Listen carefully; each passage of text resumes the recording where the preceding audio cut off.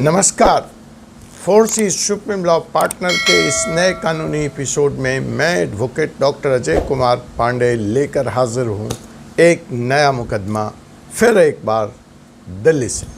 मुकदमा दिल्ली से है, लेकिन ये पूरे भारत को प्रभावित करता है। यह ऐसा विषय है जिससे हम आप हिंदू, मुसलमान, क्रिश्चियन, बौद्ध, ईसाई कोई भी अछूता नहीं है। यह घर घर की कहानी है।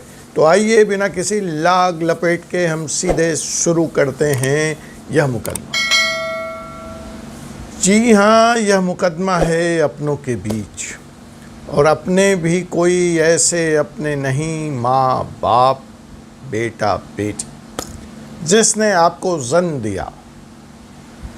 तो अगर हम धर्म की बात करें, हम किसी भी धर्म की बात करें, तो भी माँ बाप का ख्याल रखना बच्चों का फ़र्ज है। सारे धर्म पृथ्वी पर माँ बाप को भगवान का जीवंत रूप मानते हैं, लेकिन विडंबना यह है, त्रासदी यह है कि जो माँ बाप अपना पेट काट कर अपनी मेहनत की कमाई से अपने 2-2, 4-4 बच्चों को पालते हैं, वही 4 बच्चे मिलकर बुढ़ापे में अपने माँ बाप को नहीं पाल पाते, उनकी देख रेख नहीं कर पाते, और ऐसे में मजबूरन सरकार को आगे आना पड़ा। और फिर हम कोर्ट, वकील और जजों को पता नहीं कितनी गालियाँ निकालते रहते हैं, मैं तो देखता हूँ। लेकिन आप बताइए, ये तो समाज का कर्तव्य था, इसमें सरकार या कोर्ट को या वकीलों को क्यों कूदना पड़ा? खैर, स्थिति यह है कि सरकार ने जब यह रियलाइज़ किया, यह महसूस किया कि बच्चे अपनी माँ बाप की बुढ़ापे में देखभाल नहीं कर रहे हैं, उनके लाइफ को थ्रेट है, उनकी प्रॉपर्टी को थ्रेट है, तो सरकार ने उनके सुरक्षा हेतु, उनके सपोर्ट के लिए सीनियर सिटीजन एक्ट 2007 लेकर के आने का काम किया। तो यह जो एक्ट है वह यह कहता है कि किसी भी सूरत में बुज़ुर्ग दंपत्ति, बुज़ुर्ग माँ बाप अगर उनके बच्चे उनकी देखभाल नहीं कर रहे हैं तो उनको अकेला नहीं छोड़ा जा सकता। यह उनकी जिम्मेवारी बनती है कि वो उनको मेंटेनेंस दें, उनकी दवाई दारू की व्यवस्था करें, उनके रहने खाने की व्यवस्था करें, और अगर उनकी प्रॉपर्टी है तो ज़बरदस्ती वहाँ कब्जा न कर लें, वहाँ रह न लें। बहुत सारे दृष्टांत हैं, बहुत सारे जजमेंट हैं सुप्रीम कोर्ट से लेके कई हाई कोर्टों का कि महज आप उनके पुत्र हैं या पुत्री हैं, इसलिए आपका हक नहीं हो जाता उनकी प्रॉपर्टी में बने रहने का, उनके सीने पर मूंग दलने का या ज़बरदस्ती कब्जा कर लेने का। तो सरकार ने इन सब के लिए प्रावधान किया है कानून में, और अगर आप नहीं देखभाल करते तो कोर्ट की आदेश से आपको जेल तक की सज़ा हो सकती है। तो ऐसा ही एक मुकदमा दिल्ली हाई कोर्ट में आया जस्टिस सुखमणि प्रसाद जी की अदालत में, जहां मजबूरन एक मां को, जो कि ग्राउंड फ्लोर पे रह रही थी और ऊपर वाले फ्लोर पे उनके बेटे और बहू रह रहे थे, उनके खिलाफ मुकदमा दायर करना पड़ा।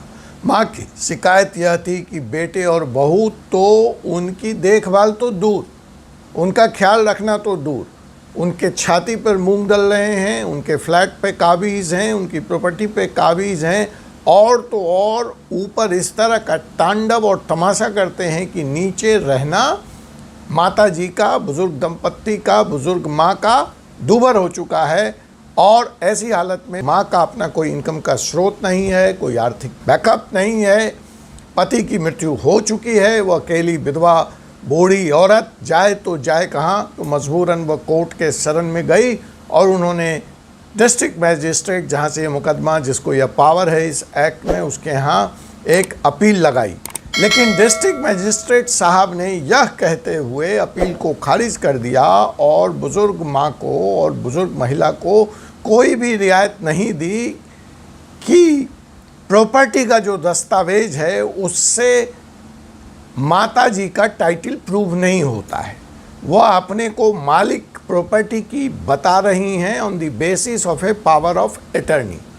तो पावर ऑफ अटर्नी जो है वो किसी के मकान के मालिक स्वामित्व होने का प्रूफ नहीं है, और माता जी कोई और दस्तावेज नहीं प्रूव कर सकी जिसके आधार पर यह साबित किया जा सके कि वह इस प्रॉपर्टी की मालकिन है और उनके कहने से उनके बेटे को इस प्रॉपर्टी से निकाल बाहर किया जाए। देखिए, मुकदमा सीनियर सिटीजन एक्ट पे है, लेकिन मैं बार बार आपको कहता हूँ, आप लोग अगर यह वीडियो सुन रहे हैं तो मेरी बात को याद रख लें, गांठ बांध लें कि पावर ऑफ एटर्नी, कोई सेल अनरजिस्टर्ड सेल डीड, कोई सेल एग्रीमेंट आपकी प्रॉपर्टी का टाइटल प्रूफ नहीं करता है। तो यहाँ पर भी वो बात आ गई, बुढ़ापे में उस पर वो रह रही थी, कब्जा थी, आप सब कर सकते हैं, लेकिन जब भी आप प्रॉपर्टी बेचना चाहेंगे, प्रॉपर्टी पे कोई मुकदमा होगा, तो यह समस्या अगर आएगी अगर आप पावर ऑफ अटर्नी वाले प्रॉपर्टी पर बैठे हैं। इसलिए आप जब भी प्रॉपर्टी का क्रय और विक्रय करें, प्रॉपर्टी के टाइटल को ज़रूर सुनिश्चित करें। तो ये एक पासिंग रिमार्क था आपके बेहतरी के लिए जो मैंने बता दिया। अब मूल मुद्दे पे अगर हम आते हैं तो मूल मुद्दा यही है कि डीएम साहब ने माता जी की इस अपील को खारिज कर दिया, यह कहते हुए कि प्रॉपर्टी का ऑनरशिप यहाँ पे प्रूफ नहीं हो रहा है। देखिए, इस मुकदमे का जो निष्कर्ष है, मैं बाकी बातों पे भी आऊँगा, वह यह है कि कोर्ट ने, दिल्ली हाई कोर्ट ने खुलेआम बहुत ही सख्त लहजे में और एकदम स्पष्ट कर दिया है कि senior citizenship act senior citizen को प्रोटेक्ट करने, मेंटेन करने, उनके लाइफ के थ्रेट को, उनके प्रॉपर्टी के छीनने के थ्रेट को ख़त्म करने वाला या उनको प्रोटेक्ट करने वाला कानून है। इसमें प्रॉपर्टी डिस्प्यूट सेटल नहीं हो सकती। और यहाँ पे कलेक्टर महोदय क्या कर रहे थे, वो प्रॉपर्टी डिस्प्यूट सेटल करने लगे, वो उस पचड़े में घुस गए कि मकान का मालिक कौन है। खैर, कलेक्टर साहब के इस आदेश के खिलाफ माता जी ने, बुजुर्ग महिला ने एपीलेट अथॉरिटी में अपनी प्रेयर लगाई, अपनी याचिका लगाई, अपनी अपील लगाई। जनाब अपीलेट अथॉरिटी ने भी डीएम साहब के इस आदेश को यथा स्थिति, यथा स्वरूप बरकरार रखा और यही तर्क देकर के माता जी के अपील को खारिज कर दिया। इसलिए ये मुकदमा महत्वपूर्ण है। मैं इसलिए ये वीडियो लेकर के आया हूँ कि देखिए, सीनियर सिटीजनशिप एक्ट का मुकदमा है जिसमें माता जी को मेंटेनेंस तय होना है, उनके बच्चे जो उनको तंग कर रहे हैं उसकी सज़ा मुकर्रर होनी है। इसमें प्रॉपर्टी टाइटल सेटल करने कैसी लगी अपीलेट अथॉरिटी और डीएम साहब। खैर, माता जी हाई कोर्ट पहुंची और वहां पे उन्होंने अपना दुखड़ा रोया और हाई कोर्ट ने जो एक्ट है, जो सोशल इंटेंट है उसका, जिसके लिए वो बनाया गया है, उस पर काम करते हुए इंटेंट पर गई कोर्ट, न कि फैक्ट पर। और उसने यह स्पष्ट आदेश कर दिया कि तत्काल प्रभाव से रिस्पोंडेंट नंबर 2 जो कि माता जी का बेटा है, वह माता जी को 10,000 रुपये प्रति माह मेंटेनेंस भत्ता देगा। इस एवज में, क्योंकि वह प्रॉपर्टी के फर्स्ट फ्लोर पे काबिज है, वो बैठा है, वो यूज कर रहा है और वैसे भी माता जी की कोई आर्थिक कमाई नहीं है, कोई और दूसरा इनकम का सोर्स नहीं है। तो सीनियर सिटीजनशिप एक्ट 2007 के सेक्शन 4(2) में यह ऑब्लिगेटरी है बच्चों के लिए कि वह अपने माता पिता की देखभाल करेंगे ताकि वह अपनी सामान्य ज़िंदगी अपने बुढ़ापे में जी सकें।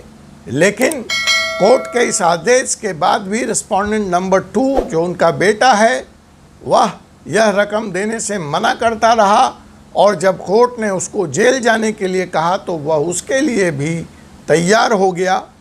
कोर्ट ने इस पर गहरी आपत्ति व्यक्त की और कहा कि ये कैसा कंडक्ट है एक बेटे का अपने माँ के प्रति, और अपने आदेश को सख्ती से पालन कराने का आदेश देते हुए यह मुकदमा माताजी के पक्ष में डिसाइड किया और लड़के से कहा कि तुम्हारे पास कोई विकल्प नहीं है, तुम यह 10,000 रुपये प्रति माह माताजी को प्रदान करोगे।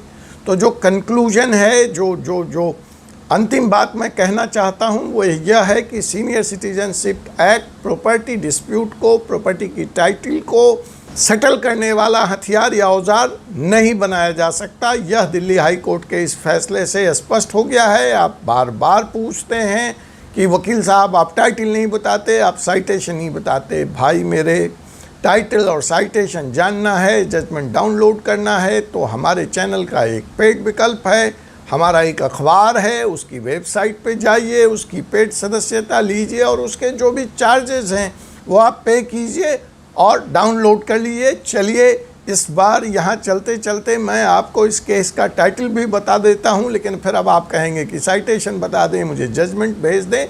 देखिए, हम यह चैनल सामाजिक रूप से लॉ के अवेयरनेस को आगे बढ़ाने के लिए, आपको जागरूक करने के लिए चलाते हैं। बाकी सेवाओं के लिए आप स्वतंत्र हैं, आप जहां से भी जिस साइट से चाहें थोड़ा होमवर्क करें और जजमेंट डाउनलोड करें। अगर आप हमसे चाहते हैं तो उसकी जो पेड प्रक्रिया है, जो अन्य माध्यम में भी आपको पेमेंट दे के ही मिलेगा, तो वहां से डाउनलोड करें या आप अपना होमवर्क करें। तो आपसे पुनः मुलाकात होगी एक ऐसे ही विषय के साथ अगले एपिसोड में। तब तक मुझे doctor Ajay Kumar Pandey, advocate, supreme court of India को अनुमति दीजिए। चलते चलते टाइटल नोट कर लीजिए। टाइटल है Maheshwari Devi versus government of NCT of Delhi and others. फिर से रिपीट कर दे रहा हूं, Maheshwari Devi versus government of NCT of Delhi and others. Thank you. जय हिंद, जय भारत।